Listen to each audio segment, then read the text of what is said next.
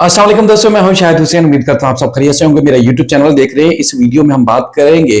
भारत से आई पाकिस्तान में इस्लाम कबूल करने के बाद एक पाकिस्तानी शहरी से शादी करने वाली सरबजीत कौर को वापस भारत भेजने का फैसला किया गया। अब उस पर अमल दरामद शुरू कर दिया गया है। दूसरी तरफ जो बादल लड़का जो कि गैर कानूनी तौर पर पाकिस्तान में दाखिल हुआ था, उसके बारे में कहा गया था कि दिसंबर में उसकी सजा पूरी हो जाएगी और वो वापस चला जाएगा, लेकिन वो जेल में है। और इसके साथ साथ एक मौलवी है असदुद्दीन ओवैसी साहब, उन्होंने वेनेजुएला में और इसके अलावा सऊदी अरब की तरफ से यमन में हमलों के बाद मोदी से मुतालबा किया है, तो उसको भी आईना दिखाने की कोशिश करेंगे। सबसे पहले हम बात करते हैं सीमा हैदर से मुताल्लिक, और उसके बाद फिर इन दोनों केसेस में जो तफरीक क्या है, फर्क क्या है, वो आपके वाज़ेह तौर पर नजर आ जाएगा। सीमा हैदर 4 बच्चों के साथ गैर कानूनी तौर पर भारत में दाखिल होती है। 1 महीना गुजरने के बाद उसके ऊपर मुकदमा दर्ज होता है कि वो इलीगल भारत में दाखिल हुई, और उसके बाद न सिर्फ इलीगल एंट्री के बल्कि दीगर दफात के तहत उसके साथ मुकदमात और तहकीकात शुरू की है। लेकिन आज तक ना केस का चालान पेश हुआ, आज तक ना वो किसी अदालत में पेश हुई, और ना ही नोटिस जारी होने के बावजूद, समन जारी होने के बावजूद किसी भी कोर्ट में, चाहे यूपी की थी या हरियाणा की किसी अदालत में, ना तो वो पेश हो सकी, ना उसको पेश किया गया, और ना ही कोई कानूनी इदारा काम कर रहा है। बल्कि जो इन्वेस्टिगेशन थी वो भी ऐसा लग रहा है कि जैसे वो इन्वेस्टिगेशन शुरू ही नहीं की गई, क्योंकि बड़े बड़े दावे किए गए थे और पाकिस्तान को बराह रास्त पाकिस्तान के ऊपर इल्जाम आयद किया गया था। लेकिन वो इल्जाम भी ऐसा लगता है कि जैसे बढ़ के रह गए हैं, क्योंकि मोदी सरकार या उनके जितने भी चाटुकार है वो इस मामले में जो है खबर देने में कासिर है, बल्कि मीडिया भी मुकम्मल तौर पर खामोश है और उसकी हुकूमती जो हवारी हैं वो भी मुकम्मल तौर पर खामोश हैं। लेकिन उसके बरअक्स हम देखते हैं, बादल इलीगल पाकिस्तान में इंटर होता है तो महज 3 से 4 महीने, 3 महीने से ज्यादा टाइम में उसको ना सिर्फ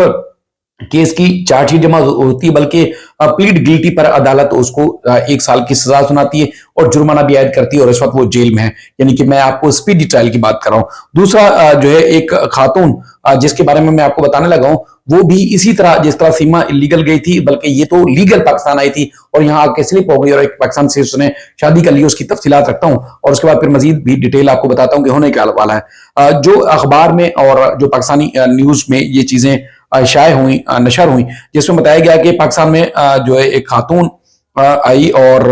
उसने इस्लाम कबूल करके पाकिस्तानी शहरी से शादी कर ली। बताया गया कि पाकिस्तान में बाबा गुरु नानक के जन्मदिन के जो यात्री थे उनके लिए जो भारत के साथ आने वाले जत्थे में शामिल सिख खातून सरबजीत कौर ने इस्लाम कबूल करके एक पाकिस्तानी शहरी से शादी कर ली। खातून का इस्लामी नाम नूर रखा गया है। निकाहनामे के मुताबिक उस खातून की उम्र 48 साल सरबजीत कौर है और 5 नवंबर को जिला शेखपुरा के इलाके फारूकाबाद के रिहायशी पाकिस्तानी शहरी नासिर हुसैन से उसने निकाह कर लिया था। निकाह में 10,000 रुपए हक महर दर्ज की गई, जो कि अदा भी की जा चुकी है। सरबजीत कौर 4 नवंबर को भारतीय यात्रियों के साथ पाकिस्तान वीजे पर आई थी, लेकिन 13 नवंबर को उसने भारत वापस जाना था और यात्रियों के साथ जब वो दीगर जा रहे थे तो उनके साथ शामिल नहीं थी, और इसी दौरान जो है वो उनकी वीजे की मुदत भी जो है वो खत्म हो गई थी। इसी बिना पर जब उसको दीगर यात्रियों के साथ वो वापस नहीं जा रही थी, जो दीगर भी जो बाकी लोग इंडिया से आए थे वो वापस जा रहे थे, उनके साथ शामिल नहीं थी, तो उसकी तलाश शुरू कर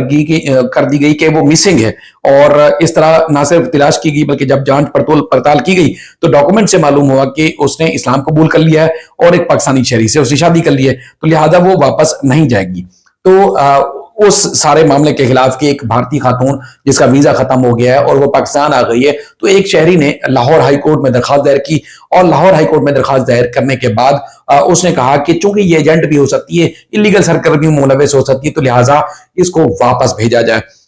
समाअत हुई, लाहौर हाई कोर्ट ने फैसला किया कि चूंकि ये भारतीय शहरी है और शादी की बुनियाद पर, या उसने इस्लाम कबूल कर लिया, यानी कि धर्म परिवर्तन जैसा कहते हैं कि उसने मजहब तब्दील कर लिया, तो उस बुनियाद पर इसको रख लिया जाए। अदालत ने कहा नहीं, ऐसा नहीं हो सकता, क्योंकि उसके वीजे की मुद्दत खत्म हो चुकी है। शादी को या मजहब को बुनियाद बनाकर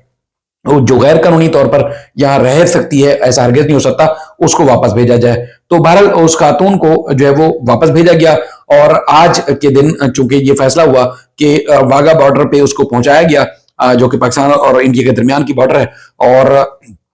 उसमें जो रेंजर जराये की तरफ से बताया गया कि पाकिस्तानी शहरी से पसंद की शादी करने वाली भारतीय खातून को परेड के बाद, जिनके आज जब मैं वीडियो रिकॉर्ड कर रहा हूं उसके बाद जो है वो परेड के बाद भारतीय हुकाम के हवाले कर दिया जाएगा। उसके बाद जो मतलब मुख्तलिफ चैनल से बात की है, सरबजीत कौर के वकील जो है वो अहमद हुसैन पाशा का कहना था कि सरबजीत को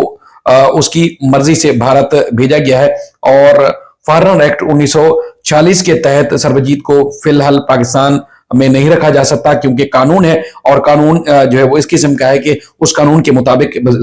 किसी भी का शहरी का वीजा खत्म होने के बाद उसको नहीं रखा जा सकता। और उन्होंने बताया कि सरबजीत को भारत से जो है एक स्पाउस वीजा जो होगा वो आएगी, वीजा लेके दोबारा आएगी और पाकिस्तान आने के बाद सरबजीत कौर को मुस्तकिल पाकिस्तान का रिहायशी वीजा अप्लाई करना होगा। और ख्याल है कि सरबजीत को 4 नवंबर को सिर्फ यात्रियों के साथ पाकिस्तान आई थी और उसके बाद फिर उसके वीजे की मियाद जो है 3 नवंबर को खत्म हो गई थी और उसके बाद फिर उसने इस्लाम भी कबूल किया। और ये सारे मामला जिस तरह मैंने आपको बताया कि इसने अपना नाम इस्लाम कबूल करने के बाद नूर फातिमा रख लिया था। सरबजीत कौर की नासिर हुसैन जो कि शेखपुरा पंजाब का रिहायशी है, 2016 में सोशल मीडिया के जरिए इनकी दोस्ती हुई थी और इनका राब्ता हुआ था। ये सारी खबर बताने का मकसद ये है, इस्लाम कबूल कर लिया, शादी कर ली और उसके बाद भी उसके बावजूद भी इसको वापस जाना पड़ा, क्योंकि फॉरेन एक्ट 1940 के मुताबिक कोई भी इलीगल सिटीजन चाहे वो मजहब की आड़ ले या फिर शादी की आड़ ले उसको नहीं रखा जा सकता। लाहौर हाई कोर्ट में केस गया, उनके वकील यानी कि अगर उस दूसरी तरफ एपी सिंह आया और सीना ठोकता है कि वो किसी भी सूरत सीमा वापस नहीं आ सकती, तो यहां ऐसा हरगिज नहीं हुआ, बल्कि अदालत ने जब आजादाना फैसला किया तो उसको जो दूसरी पार्टी थी यानी कि जो सरबजीत की फैमिली थी उसने भी कबूल किया, दूसरी पार्टी ने भी कबूल किया और हुकूमत पाकिस्तान ने फैसला किया कि इसको वापस भेजना है, तो उसको वापस भेज दिया गया। यानी कि जब आप वीडियो देख रहे होंगे तो वह खातून भारत जा चुकी होगी। लेकिन दूसरी तरफ फॉरेन एक्ट की खिलाफ वर्जी हुई और तस्लीम किया गया। भारतीय तमाम इदारों ने मुकदमा दर्ज किया, सरकार की मुद्दत में मुकदमा दर्ज किया गया और आज भी सीमा भारत में है, 4 बच्चे वहां पर हैं। और उसके बाद फिर सिर्फ और आर्गुमेंट क्या आता है वहां से कि जी उसने धर्म परिवर्तन कर लिया है, सनातन हो गई है, भारत की बहू हो चुकी है और वो और उसके बच्चे जो है वो भारतीय हैं। तो अब अंदाजा लगा है कि कानून कहां गया या संविधान कहां गया या इखलाकियात कहां गई और यहां तमाम जो एक इंटरनेशनल पैरामीटर्स होते हैं वो कहां गए। तो इनके पास जो अंधभक्त जाहिल गंवार जो हिंदू हैं उनके पास सिर्फ और सिर्फ ये आर्गुमेंट है कि जी धर्म परिवर्तन कर लिया गया। हालांकि एपी सिंह और इसके अलावा जितने भी इनकी हवारी हैं वो इल्जाम क्या लगाते हैं पाकिस्तान के ऊपर कि पाकिस्तान में महिलाओं का धर्म परिवर्तन कराया जाता है, उनको इस्लाम कबूल कराया जाता है, जबरी उनसे शादी कराई जाती है। तो जबरी तौर पर भारत में क्या हुआ पूरी दुनिया देख रही है और अब मेरे ख्याल में सरबजीत का फैसला सामने आने के बाद थू थू करेंगे इन लोगों के ऊपर कि कैसे मकार, झूठे, बेईमान, फ्रॉडी लोग हो तुम लोग, कि एक तरफ कहते हो कि सेकुलर देश हमारा, एक तरफ कहते जी हमारा संविधान, हमारा मोदी जी, हमारा, और ये सारे मोदी जी के साथ हो क्या रहा है। दूसरी जो मैं आपके सामने एक खबर रखना चाहता हूं कि चूंकि ये चर्चा है, पूरी दुनिया में चर्चा है कि जी एक आजाद तरीके से यानी कि आप बात कर सकें, अपनी आजादी, इजहार राय होना चाहिए कि कुछ भी आप कहना चाहे, सुनना चाहे, बोलना चाहे, आपको मुकम्मल आजादी होनी चाहिए। लेकिन 2 मुसलमान, इसके अलावा और कई हिंदू और सिख भी हैं जो जेलों में बिला वजह पड़े हुए हैं, 2 मुसलमान जिनका नाम उमर खालिद और शर्जील इनाम है, वो दोनों के दोनों एक बिला जवाज मुकदमे में जेल में भारतीय सुप्रीम कोर्ट ने भी जो इनकी जमानत है वो मुस्तरद कर दी है। सोचिए कि ये कौन है, क्योंकि ये मुसलमान है और आजादी से बात करना चाहते हैं, तो उनको बिला जवाज ना मुकदमा दर्ज है, ना कोई ट्रायल चल रहा है, ना कि उनकी चार्जशीट पेश की जाती है और ना ही उनके हक में कोई आवाज उठाने वाला है, और जो आवाज उठाने वाला है उसको जेलों के अंदर डाल दिया जाता है। ये भारत में सेकुलरिज्म और ये भारत का जो मकरूह चेहरा है वो पूरी दुनिया देख रही है। दूसरी तरफ इनके हक में यानी कि जो दोनों जो जेल के अंदर है, उमर खालिद और इसके अलावा शर्जील नाम, इनके हक में असदुद्दीन ओवैसी चाटुकार कह सकते हैं, वो नहीं बोलेगा। आए रोज जब भी बकवास करनी है उस मौलवी ने पाकिस्तान के खिलाफ भी बकवास करनी है, कभी क्या कभी क्या कभी क्या। वेनेजुएला के सदर को अमेरिका ने अगवा किया, उनके मुल्क के अंदर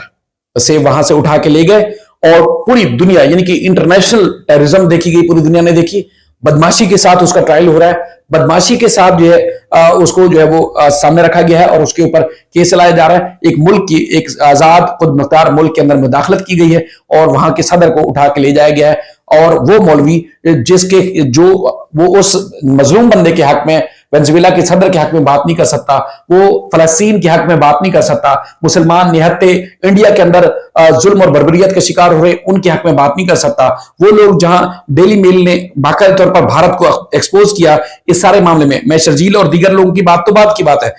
यहां पर डेली मेल ने एक्सपोज किया अपनी जो न्यूज आर्टिकल है उसके अंदर, उसने लिखा है कि भारत में मुसलमानों के साथ साथ ईसाई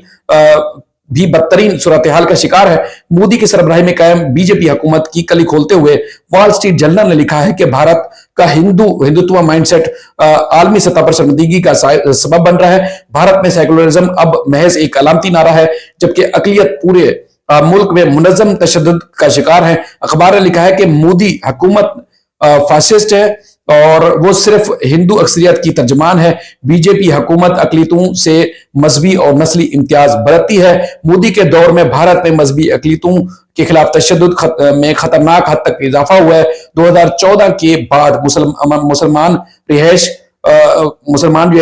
मुलाजमत और इसके अलावा तालीम और वोट के हक से उनके साथ इम्तियाजी सलूक बरता जा रहा है। सिर्फ 2.3% आबादी वाले जो ईसाई हैं वो भी हिंदुत्व तशद्दुद की जद में हैं। 2025 में 706 मसीह जो क्रिश्चियन थे उनके खिलाफ जो है मुख्तलिफ किस्म के वाकयात रिकॉर्ड किए गए हैं। गिरजा घरों पर हमले हुए, क्रिसमस के जो अलामात थी उनको भी तोड़ फोड़ हुई और मोदी दनिस्ता तौर पर यानी कि जानबूझकर खामोश रहा। मोदी का हमलों की ना सिर्फ मजम्मत उसने की बल्कि वो मुकम्मल तौर पर इसने सारे मामले को इग्नोर किया, यानी कि मोदी ने उसका कंडेम भी नहीं किया। और हिंदू अनासर के लिए ये वाज़े तौर पर इशारा है कि वो अपना काम जारी रखें और ये बताया गया है कि जो इंटरनेशनल कवानीन है उसकी मुकम्मल तौर पर खिलाफ वर्जी हुई मोदी के देश में। तो